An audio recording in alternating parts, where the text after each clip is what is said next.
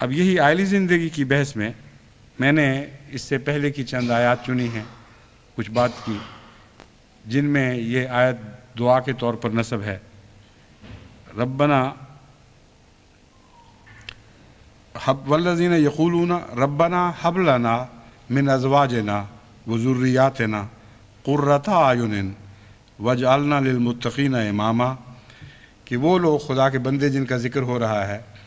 وہ یہ کہتے ہیں، اے ہمارے رب، ہمیں اپنے جوڑوں سے، خواہ وہ مرد ہوں یا عورتیں ہوں، اپنے ساتھیوں سے آنکھوں کی ٹھنڈک عطا فرما، وذریاتنا، اور آئندہ جو نسلیں جاری ہونی ہیں ان سے بھی آنکھوں کی ٹھنڈک عطا فرما، وجعلنا للمتقین اماما، اور ہمیں متقیوں کا امام بنانا۔ اس دعا کا اثر بہت وسیع ہے، اور عائلی زندگی سے تعلق رکھنے والے سارے مضامین اس کے تابع آ جاتے ہیں۔ کچھ سے متعلق میں نے اس پہلے ذکر کیا تھا، اب میں آپ کو بتاتا ہوں کہ بہت سے اختلافات میاں بیوی مثلا بچوں کے متعلق پیدا ہو جاتے ہیں، اور بچوں کی تربیت سے متعلق بھی جو اختلاف ہیں وہ بعض دفعہ بڑی سخت سنگین صورت اختیار کر جاتے ہیں۔ بعض دفعہ بچوں کی شادیاں نہیں ہو رہی ہوتی اور اس کی وجہ سے ایک مصیبت بن جاتی ہے۔ بعض دفعہ شادیاں کی جاتی ہیں تو اس انداز سے نہیں کی جاتی جو خدا کو منظور ہے، اور اس کے نتیجے میں اپنا گھر بھی اور دوسروں کا گھر بھی جہنم بن جاتا ہے۔ تو اس دعا نے ہمیں سکھایا کہ اے خدا، ہمیں ایک دوسرے سے ہی آنکھوں کی ٹھنڈک نصیب نہ فرما، بلکہ اپنی اولاد کی طرف سے بھی آنکھوں کی ٹھنڈک نصیب فرما۔ وہ لوگ جو اولاد کے حق میں یہ دعا کرتے ہیں ان کو اس دعا کے سیاق و سباق پر بھی نظر رکھنی ہوگی کہ خدا کے نزدیک آنکھوں کی ٹھنڈک ہوتی کیا ہے، ورنہ ایک انسان اس نیت سے یہ دعا کرے کہ اے خدا، میری اولاد بڑے بڑے مراتب تک پہنچے، بڑی دولتیں سمیٹے، رشوت کھا کر ہی وہ امیر بنی ہو تو میری آنکھوں کو ٹھنڈک ملے گی۔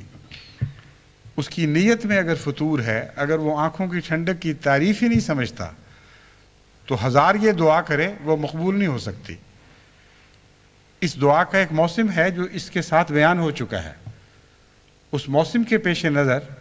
یہ دعا مانگی جائے گی، اور اس موسم میں جب مانگی جائے گی تو ضرور مقبول ہوگی۔ اس میں آنکھوں کی ٹھنڈک کی تعریف بھی بیان فرما دی ہے، ان لوگوں کی محبتیں کس چیز میں ہیں، ان کی چاہتیں کیا ہوتی ہیں، ان کی آرزوئیں کیا ہیں، ان کو کیا چیز پسند ہے۔ یعنی وہ مومن جن کی پسند یہ ہو، جن کی چاہتیں یہ ہوں، جن کی آرزوئیں یہ ہوں، وہ جب خدا سے دعا مانگتے ہیں کہ اے خدا، ہمیں اولاد کی طرف سے آنکھوں کی ٹھنڈک نصیب فرما، تو پھر ان کو وہ ٹھنڈک عطا کی جاتی ہے، اور ضرور کی جاتی ہے۔ اب بہت سے ایسے جھگڑے ہیں جس میں سمجھتا ہوں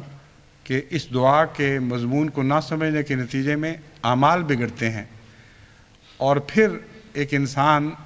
جتنا چاہے یہ دعا مانگے وہ دعا قبول نہیں ہو سکتی، کیونکہ اگر اعمال کا رخ مشرق کی طرف ہے اور دعا کا مغرب کی طرف ہے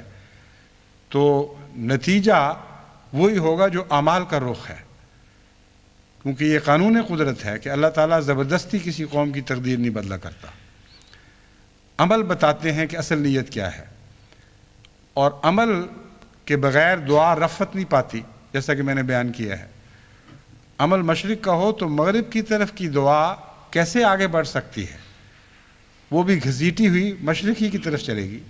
اور بالکل الٹ نتیجہ پیدا کرے گی۔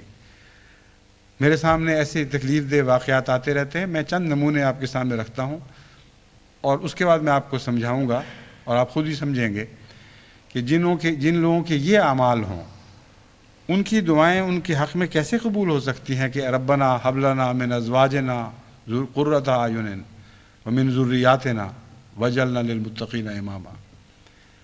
بعض خاندان ایسے ہیں جن میں سیاست کے رشتے ہوتے ہیں، وہ آپس میں بہنیں مل کر سر جوڑتی ہیں، ساس بھی شاید شامل ہو جاتی ہو، بھائی بھی شامل ہو جاتے ہیں بعض اوقات، اور ایک قسم کا نجوہ ہوتا ہے۔ اور بہت سے ایسے گھر ہیں جہاں رشتوں سے پہلے ایسی سیاستیں برتی جاتی ہیں۔ وہ کہتے ہیں لڑکی لے کے آئیں گے، امیر کی لڑکی لائیں گے، اس کے نتیجے میں بیٹے کا مستقبل بھی بنے گا، اس کے لیے کار لی جائے گی، اس کے لیے فریج مانگے جائیں گے. شروع میں بے شک نرمی دکھاؤ، شروع میں بے شک یہی کہو کہ جی ہمیں تو بیٹی چاہیے اور کچھ نہیں چاہیے. اور جب یہ وعدے کر لو اور اگلے کو دھوکہ دے لو، پھر بیٹی جب قابو آئے گی تو اس کے ذریعے پھر جیسے لیور ہاتھ آ جاتا ہے، اس کے لیے دباؤ ڈالیں گے، کہیں گے کہ اب یہ کرو، اب وہ کرو. بیٹا امریکہ گیا ہوا اعلیٰ تعلیم کے لیے، اس کے گزارا ہی نہیں ہو سکتا جب تک تم مدد نہ کرو گے. نہیں کرو گے تو تمہاری بیٹی کی زندگی جہنم بنے گی. یہ جو باتیں میں بیان کر رہا ہوں یہ کوئی فرضی باتیں نہیں ہیں، واقعتاً ایسی بدبختی کی باتیں ہوئی ہیں خاندانوں میں، اور اس کے نتیجے میں ہر طرف درد بکھر گیا ہے، عذاب پیدا ہو گیا ہے.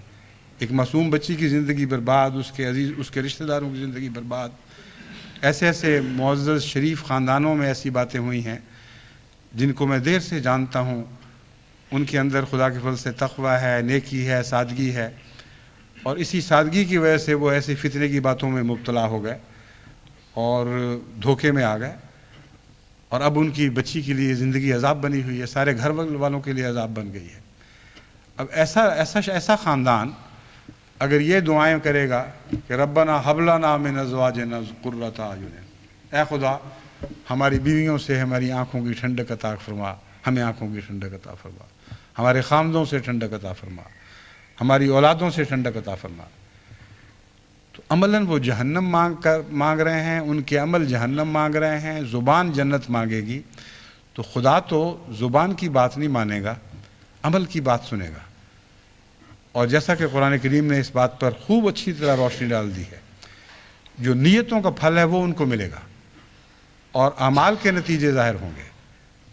ایسے لوگوں کے لیے قرۃ عین کی بجائے آنکھوں کا عذاب نصیب ہوگا. اور آج اگر انہوں نے کسی کو دھوکہ دے بھی دیا ہے، کل دنیا ان کو دھوکے دے گی، کیونکہ خدا تعالیٰ کا قانون ہے کہ بالآخر یہ دھوکے الٹا کرتے ہیں. آگے بد نسلیں پیدا ہوں گی، بہت سے کئی قسم کے عذاب ہیں جو مستقبل کے لیے یہ لوگ پیچھے چھوڑ جاتے ہیں. بعض ایسے لوگ ہیں جو اپنے مطلب کے لیے شادیاں کرتے ہیں، اور ایسے مرد ہیں، صرف عورتوں کا قصور نہیں، ایسے مرد ہیں جو مثلا انگلستان یا جرمنی یا دوسرے ملکوں میں آتے ہیں، پناہ ڈھونڈتے ہیں یا اور بہانے تلاش کرتے ہیں کہ انہیں یہاں نیشنلٹی مل جائے، مگر ان کی کوئی پیش نہیں جاتی. پھر وہ ترکیب سوچتے ہیں کہ شادی کی جائے، اور بعض دفعہ ایسی جگہ شادی کرتے ہیں جہاں وہ سمجھتے ہیں کہ اگلے بھی مجبور ہیں. بعض بچیوں کی شکلیں خراب ہوتی ہیں، بعضوں کی عمریں زیادہ ہو رہی ہوتی ہیں اور وہ اٹکی ہوئی ہوتی ہیں، ماں باپ بیچارے بڑی مصیبت میں مبتلا ہوتے ہیں، وہ بھی ایسی صورت میں شادی کر دیتے ہیں. اور واقعہ یہ ہے کہ اس وقت اگر وہ غور کریں تو ان کو دکھائی دے سکتا ہے کہ یہ لڑکا مطلب پرست ہے، اپنی ضرورت پوری کرنے کے لیے شادی کر رہا ہے. اس وقت جان کر آنکھیں بند کر لیتے ہیں. ایک چیز ایک معمولی عقل والے انسان کو دکھائی دینی چاہیے، وہ نہیں دیکھتے. اور لڑکا بھی بدنیتی سے اور بدبختی سے کچھ دیر کے بعد جب اب اس کا مقصد پورا ہو جاتا ہے تو ان کی بیٹی کو تانے دینے لگتا ہے، تو بدصورت ہے، تو ایسی خبیث ہے، تو ایسی ہے، تجھ سے اور کس نے شادی کرنی تھی. وہ کہتی ہے کہ پھر مجھ سے کیوں تم نے کی، میں ویسی ہی ہوں جیسی تم لے کے آئے تھے، پہلے تو نے مجھے دیکھا تھا. اگر یہ بدیاں ایسی ہیں جن سے تمہاری زندگی کا گزارا نہیں ہو سکتا تھا تو کیوں مجھے ماں باپ کے گھر سے اکھیڑا. تو کہتا ہے کہ مجھے تو بہت مل سکتی تھی، مجھے کیا ضرورت تھی، اگر میں نے اسائلم لینا تھا تو گوری نہ لے اٹھا لاتا گھر میں، اس لیے تم ہو ہی بدبخت اور بد نصیب. اب سوال یہ ہے کہ ایسا شخص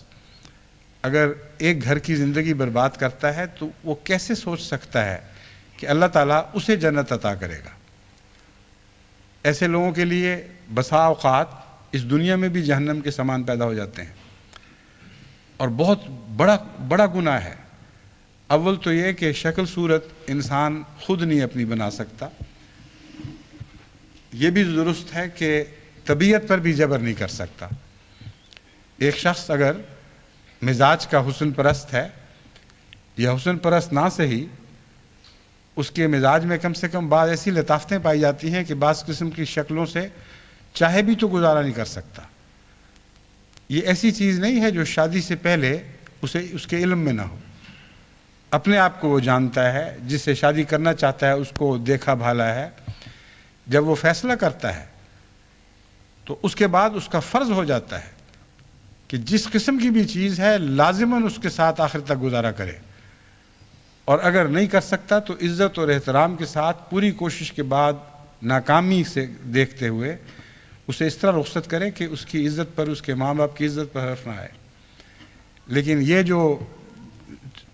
چند کوڑیوں کمانے کے لیے گھر سے نکلتے ہیں اور فیصلہ کرتے ہیں کہ چاہے خاندانوں کی سکون برباد ہو جائیں, انہوں نے کسی قوم میں اسائلم ضرور لینا ہے, خواہ شادی کے بہانے ملے یا کسی اور بہانے, یہ اگر اس وہم میں مبتلا ہیں کہ ان کو اللہ تعالیٰ کی طرف سے سکینت ملے گی, جزا ملے گی, ان کی دعائیں قبول ہوں گی, ان کو آئندہ جب بھی شادی کریں گے آنکھوں کی ٹھنڈک بیوی کی طرف سے یا اولاد کی طرف سے ملے گی, تو یہ سب فرضی قصے ہیں, بالکل جھوٹ ہے.